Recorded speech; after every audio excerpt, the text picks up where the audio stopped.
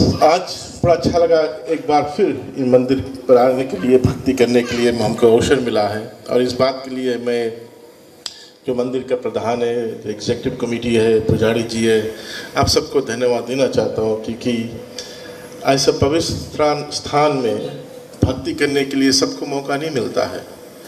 और कितने रोज़ों से इस पूजा का प्लानिंग हुआ होगा, कितने प्रिपरेशंस हुआ होगा, कितने लोग अपने समय, अपने रिसोर्सेज निकाल कर इस पूजा का आयोजन किया है, ताकि हम सबको यहाँ आज इस हफ्ता भक्ति करने के लिए मौका मिल सके।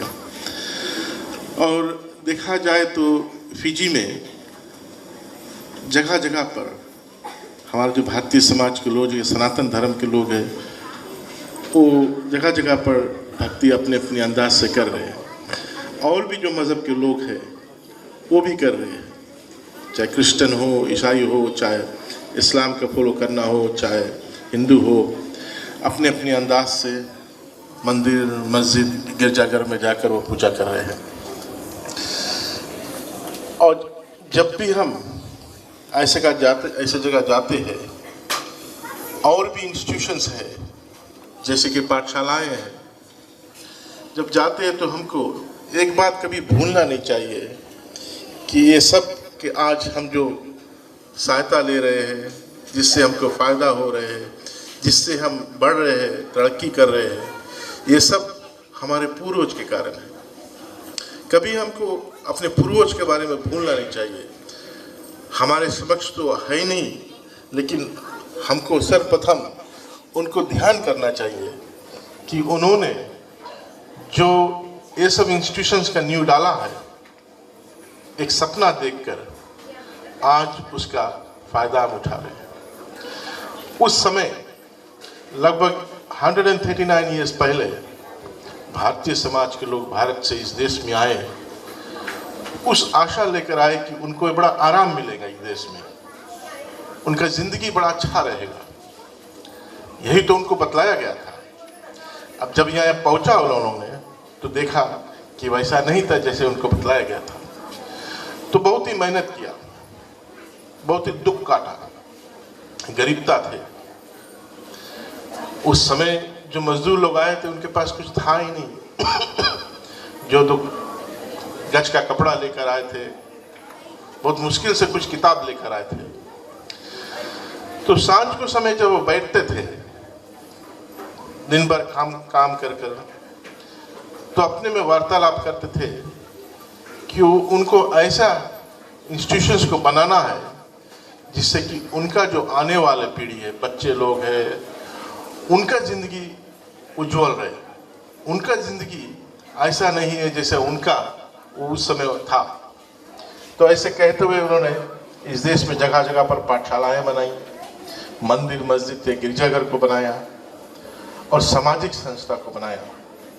ये 3 इंस्टीट्यूशन उन्होंने बनाया क्योंकि ये जानते थे कि 3 इंस्टीट्यूशन द्वारा उनका जो बच्चे लोग हैं इस देश में कुछ दिन में खुशी से, अमन चैन से बड़े बड़े काम करेंगे जगह जगह पर। एक सपना उन्होंने देखा था और सपना को पूरा करने के लिए मेहनत कर दुख काट कर इस इंस्टीट्यूशंस को बनाया।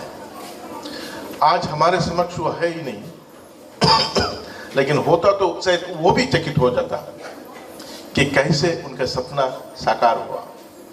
आज फिजी में आप जिधर भी देखोगे हमारे भारतीय समाज के लोग, कोई लॉयर है, कोई डॉक्टर है, कोई इंजीनियर है, जैसे रविंद्र पिल्ले जी जैसे है, बड़े इंजीनियर है और बड़ा बड़ी अपना एक इंजीनियरिंग फर्म चला रहे हैं सुबह में।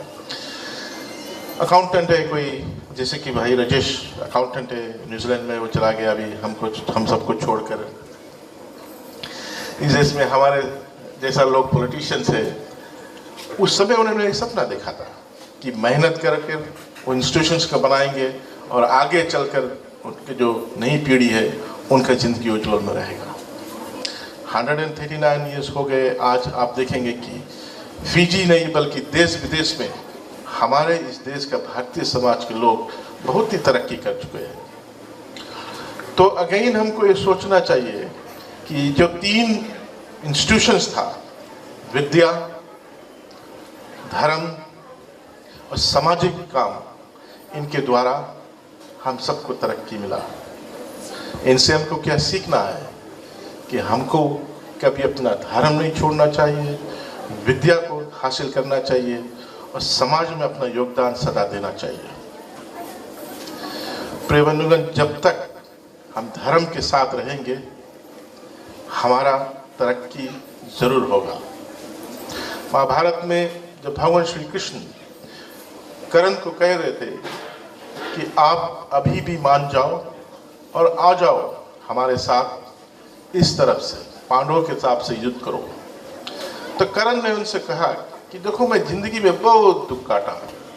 छोटे छोटे में जब पैदा हुआ तो माँ ने मुझे नदी में फेंक दिया। बड़ा हुआ तो लोग कहते थे कि ये किसी चरटिया का बच्चा है। जब कुछ हासिल करना चाहता था तो गुरु ने हमको तिरस्कार कर दिया। जब हासिल कर लिया तो वो भी मुझसे छीन लिया गया।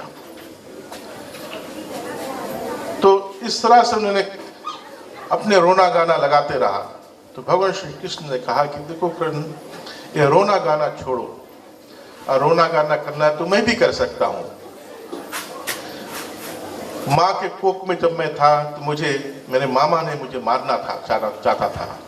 पैदा हुआ तो मुझे लेकर जाकर किसी गरीब के घरे मेरे पिता ने मुझे दे दिया। जब छोटे था तो मैं जानता भी नहीं था, लोग मुझे मारना चाहता था। तो कृष्ण ने कहा कि ऐसे मैं भी रोना गाना गा सकता था।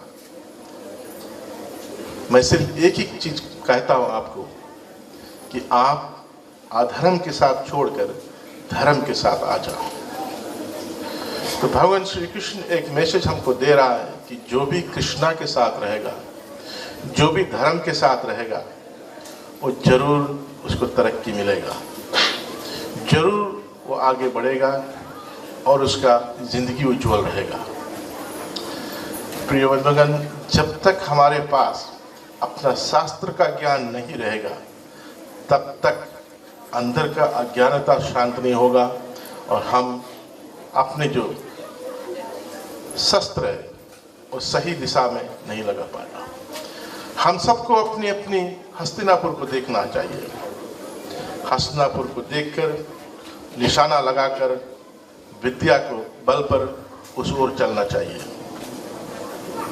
आज इस देश में हमारे ऑनरेबल प्राइम मिनिस्टर ने ऐसा विधान लाया है जो विधान से हम सबको मौका मिलता है कि हम खुलकर अपने मजहब में, जो भी मजहब में हम मानते, हम भक्ति कर सकते हैं। कोई रुकावट नहीं होगा। आज सुबह जब मुझे प्राइम मिनिस्टर से बात हुआ, क्योंकि आज कल से मैं इधर हूँ और आज काफ़ी काम इधर किया वेस्टर्न डिवीज़न में, तो जब हम उसको कुछ ब्रीफ कर रहे तो हमने कहा कि आज सांझ को यहाँ जाएंगे। तो उन्होंने कहा कि जाना और लोगों को हमारा एक संदेश देना है कि ये देश सबके लिए है, ये देश में सब उन्नति करेंगे, ये देश में सब तरक्की करेंगे और ये देश में सबको हम सुरक्षा देंगे। तो प्रिय बंधुगण, ये था हमारे ऑनरेबल प्राइम मिनिस्टर का मैसेज। और ये मैसेज विधान के बल पर कह रहे कि विधान में हम सबको इस देश के बराबर का नागरिक माना जाता है। तो आज इतनी अच्छी लगा देखकर कि हमारे भारतीय समाज के लोग हमारे पूर्वज के बनाए हुए मंदिर में जो हम धरोहर है, आज हम सबको यहाँ पर भक्ति करने के लिए मौका मिला। जितने भी लोग यहाँ आए हैं, आप सबका कुछ ना कुछ मुराद होगा। अब माता से पूजा कर रहे हैं कि आप सबका मुराद ज़रूर पूरा हो।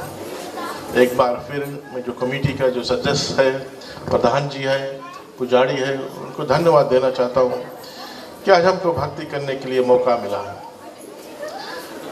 कितने लोग की इच्छा था होगा भक्ति करने के लिए, लेकिन आज कोई बहाना आ गया, चाहे किसी का पेट पीड़ा लगा है, कोई कुछ खा लिया होगा, कोई के घर पर कोई पौना आ गया, वो यहाँ नहीं आ पाया।